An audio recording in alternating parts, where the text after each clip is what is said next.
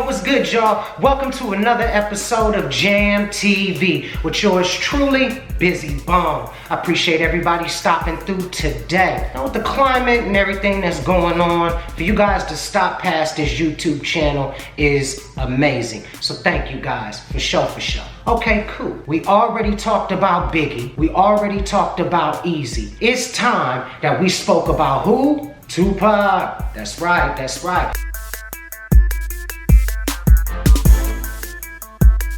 The Thug Love song, the infamous Thug Love song with Bone Thugs-n-Harmony. Y'all gotta hear this. Y'all probably heard a few versions of it, but this is the official version.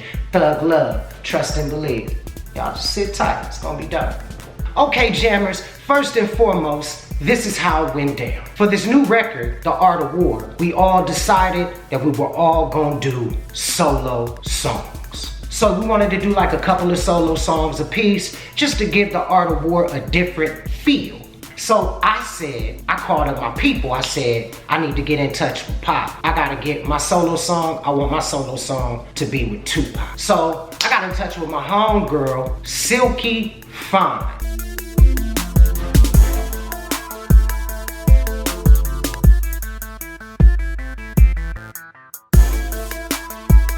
Now, a little bit of history. Sylk-E Fine was a part of Gangsta Bitch Mentality, a group that Eazy-E was grooming in order to be the female version of Bone Thugs-n-Harmony, or the next level of JJ Fad. So anyway, Sylk-E Fine, myself, we all stayed in touch with each other throughout the years. And she knew a couple of people over there at Death Row. Like, everybody is associated in LA. So you're gonna find people from, you know, the Crips and the Bloods that know each other in some way, shape, or form. They one street over, etc., etc. So we grind and trying to get in touch with Pop. So she gets in touch with Suge, and she tells Suge, look, my homeboy Bizzy Bone, he wanna do a song with Pop. Now, remember, I say about maybe a month, 2-3 months ago, before this, Pac had hooked up with Bone. Now, Pac kicked it with Bone like maybe 2 or 3 times, you know, just passing through award ceremonies, you know, AIDS benefits and different things of that nature, and always said, I gotta get one with y'all. I gotta get one with y'all, hands down.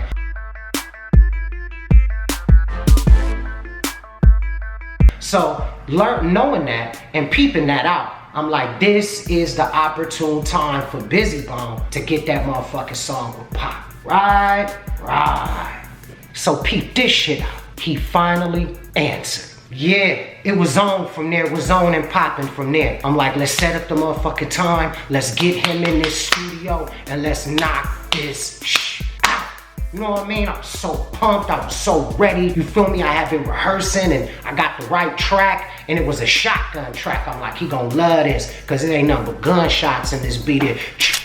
Boom, boom, boom.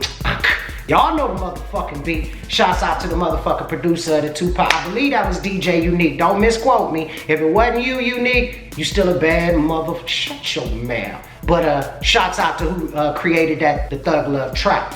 So peep this out.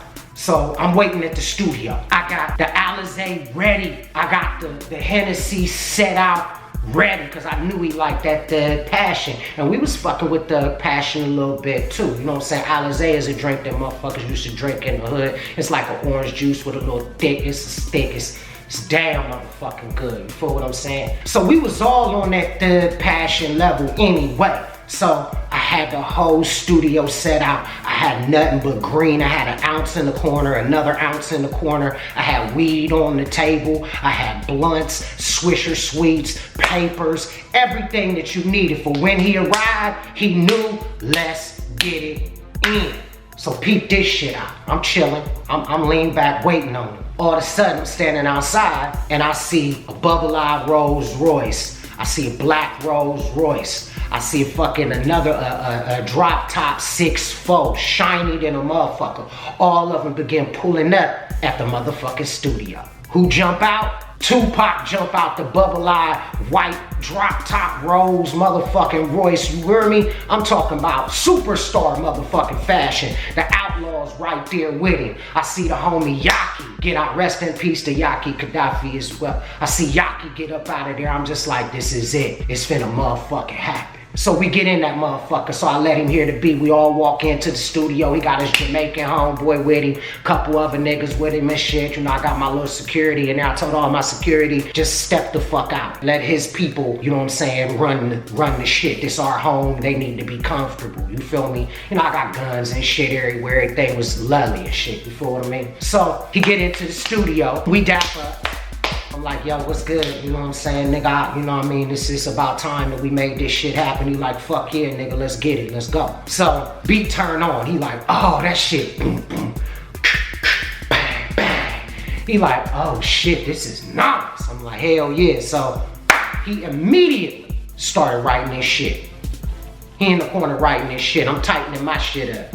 Tightening it up. Tightening it up, tightening it up, I'm tightening my shit up. He like, I'm done, I'm ready. Said, you ready? He was like, I'm ready. Like, shit, go in there and kill that shit. He went in that motherfucker, man, and I swear to you, I'll probably be punished for hard living. It took him as long as it took for the rap in order to finish it. 1 take, 2 take, 3 take, 4 take, I'm done. Man, he was out of the studio so goddamn fast, I turned around and I thought to myself, I said, Self, this is where we need to be at. Cranking out this shit, cranking it and cranking it. It's time to get real serious about lyricism. It's time to not be on, like, leaning back on your heels and waiting for the album to materialize before you get to writing. No, you need to be recording. You need to be recording every day. You need to be making hundreds and hundreds of songs. You just need to be working. Work ethic, work ethic, work ethic. So that shit changed me completely. He finished that shit in no time, motherfucking flat. So then it was my turn to get in. So I got in that motherfucker and I took my shirt off and I got to work. You know what I mean? I got to rapping. I laid down the first vocal. I came out. All them niggas was just looking at me like, and then Yaki, he looked at me, he was like, I see why they call you niggas thugs in harmony. Damn. And you know, I'm like, well, that shit ain't really complete. I gotta still tighten it up. Actually, when it first happened, it was Sylk-E Fine on the record. I did 2 verses and Pac did a verse. And then on my other verse, Pac did my triple ups. Yeah, right. Pac did my trip, so he came in behind it, and it's an exclusive version. I only think Sylk-E Fine the only one that really got that version. You know what I'm saying? Shouts out to Sylk-E Fine for putting that whole thing together as well. Nothing but love, sis. Gangsta bitch mentality. GBM, Ruthless Records, for sure. So after the song was complete, I turned it in. You know what I mean? I'm like, well, you know, this is my solo song. This is one of my solo songs. I've been in the studio, I'm done, going home with my kids, finna go raise my kids. Because the deal that I had with Ruthless, because I had signed when I was younger, that I did a deal to where I was able to do solo things and go off and do this and go off and do that. So behind the scenes, I was constantly on my black and white, constantly on my paperwork, which is why they painted me as a villain.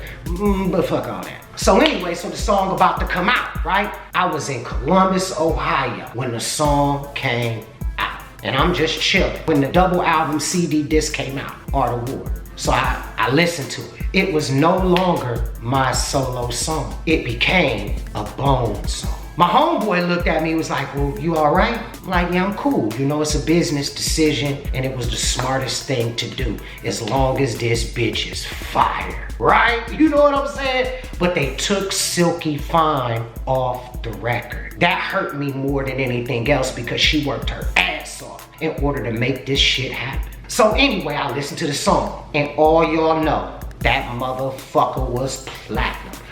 You can't hate on beautiful shit like that. So the song became a classic. The song became bigger than life itself. And that moment with Tupac, oh, let me tell y'all one thing also. Tupac was in the bathroom smoking weed with his Jamaican dude. So when he was done, when the Jamaican dude walked out, I said, I need to holler at Pac in the bathroom. So I got in the bathroom with Pac and I told him, I said, and he was standing right there. You know, he was holding weed at the time.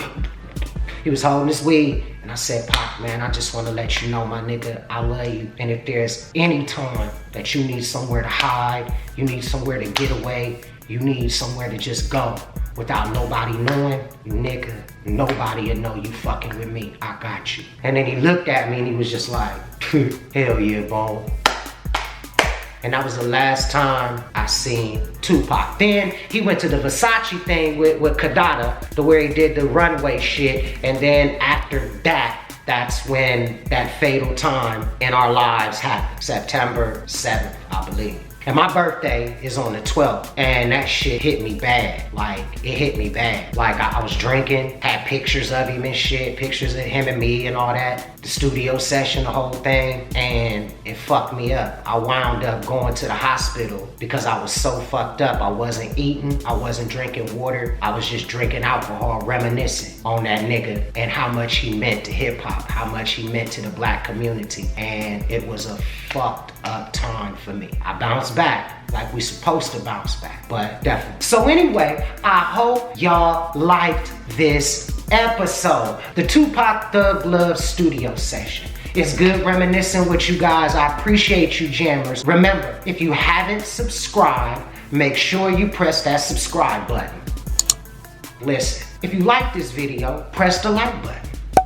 Very, very simple. Also, Carbon Monoxide, streaming on all platforms. I suggest you play it from the beginning until the end. Just let it run through. It was meant for that purpose. If you want to get any of our merchandise, any of our gear, any of the Jam TV stuff that you've seen, face masks, jumpsuits, look at jkazmusic.com and you'll be able to order all of our exclusive stuff. And like I told you before, the material on our shirts, the material on our face masks are like none other. Comfortable, rich, silky smooth.